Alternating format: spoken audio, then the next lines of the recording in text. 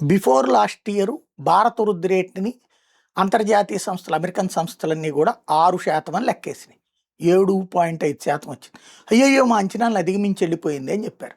మళ్ళీ last year ఏం చెప్పారు, భారత అభివృద్ధి 6.5% ఉంటుందని లెక్క కట్టారు. ఇప్పుడు మొన్న 7.5-8% దాకా వెళ్ళింది. అయ్యయ్యో మా అంచనాల కంటే అభివృద్ధి జరిగిపోయింది. మళ్ళీ ఇప్పుడు 2026-27 ఆర్థిక సంవత్సరం అంటే నిన్న ఏప్రిల్ 1 నుంచి వచ్చే మార్చి 31 దాకా ఏదైతే S&P గ్లోబల్ వాళ్ళ నివేదిక ప్రకారం వికసిత భారత్ లక్ష్యానికి సంస్కరణ కీలకం, 2026-27లో 6.6% వృద్ధి ఉండొచ్చు అన్నటువంటిది అంచనా వేశారు. అదే సమయంలో భవిష్యత్ కుదుపును సమర్థంగా తట్టుకోగలిగిన స్థితిలో భారత్ మాత్రమే ఉందని మరొక వైపు మూడీస్ చెప్తోంది.